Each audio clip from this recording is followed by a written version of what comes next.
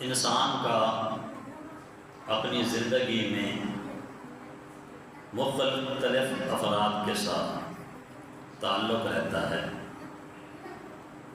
کوئی بھی انسان ہے جب تک وہ جیتا ہے تو مختلف لوگوں کے ساتھ اس کا تعلق ہوتا ہے، اور اس تعلق کے کئی اسباب ہوتے ہیں۔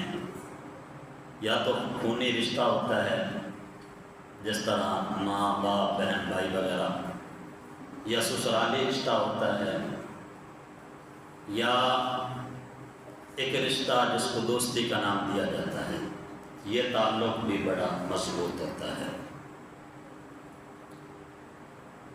تو انسان جب تک زندہ ہے اس کی زندگی میں مختلف افراد کے ساتھ اس کا تعلق ہوتا ہے۔ خونی رشتے کے لحاظ سے، سسرالی رشتے کے لحاظ سے، دوستی کے لحاظ کے ساتھ اس کا یہ تعلق چلتا رہتا ہے۔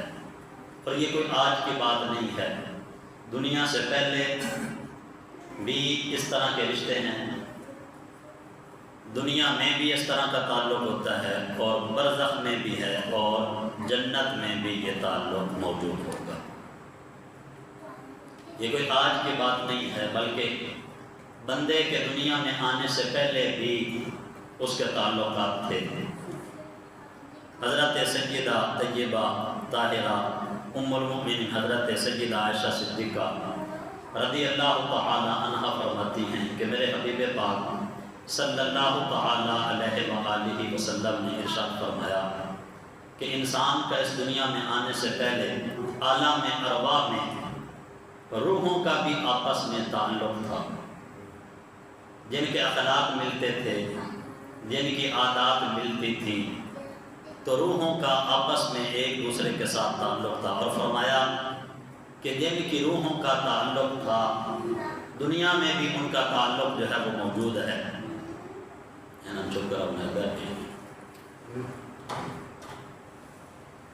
فرمایا کہ جیسے ہی جن کا عالم ارواح میں تعلق تھا تو دنیا میں آ کر بھی ان کا آپس میں تعلق رہتا ہے، وہ قریب ہوں یا دور ہوں ان کا آپس میں تعلق رہتا ہے۔ اور جن کا عالم ارواح میں تعلق نہیں تھا وہ اگرچہ قریب ہی کیوں نہ ہو، لیکن انسان کی کبھی ان سے نہیں بنتی۔ تو فرمایا کہ یہ انسان کے جو تعلقات ہیں یہ دنیا سے پہلے بھی عالم ارواح میں بھی تھے، جب انسان اس دنیا میں آیا پھر بھی اس کے تعلق ہوئے، اور برزخ میں بھی جب قبر میں جائے گا پھر بھی تعلقات ہوں گے۔ اور حدیث پاک ہے، بلکہ میں نے جو قرآن پاک کی آیت پڑھی ہے اس کا بھی یہی مطلب ہے۔ اللہ فرماتا ہے الاخلاء یومئذ بعضهم لبعض عدو الا المتقین۔ فرمایا کہ قیامت والے دن بعض دوست جو ہیں وہ بعض کے دشمن بن جائیں گے۔ دنیا میں جن کے ساتھ دوستی تھی، یاری تھی، قیامت والے دن کچھ ایسے ہوں گے جو دشمن بن جائیں گے بندے کے، الا المتقین، لیکن جو پرہیزگار لوگ ہیں دنیا میں بھی دوست رہتے ہیں اور قیامت والے دن بھی مددگار ثابت ہوں گے۔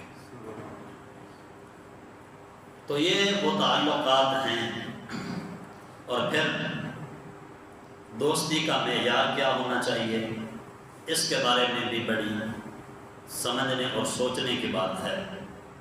بندے کا دوست اچھا ہو، جس کے ساتھ اس کا اٹھنا بیٹھنا ہو، ملاقات ہوتی ہو، جس کے ساتھ اس کا چلنا پھرنا ہے۔ اگر دوست اچھا ہے تو اس میں بھی اچھائیاں آئیں گی اور اس کی زندگی کامیاب ہو جائے گی۔ اور اگر دوست برا ہو تو پھر برے بندے کی صحبت بندے کو برا بنا دیتی ہے۔ بری عادتیں ایک نہ ایک دن اپنا رنگ دکھاتی ہیں، تو پھر وہ بندہ، وہ برا دوست اس کے لیے شرمندگی کا باعث بنتا ہے۔ اب ہماری جو نسل نو ہے، نوجوان حضرات، دین سے دوری کی وجہ سے، یعنی دین کی طرف توجہ نہ کرنا، دین کے دوری کی وجہ سے دوستی کا جو معیار ہے وہ بھی نہیں جانتے، اس کے ادب اور تقاضے کیا ہیں وہ بھی معلوم نہیں ہے، اور اس کے اثرات کتنی دور تک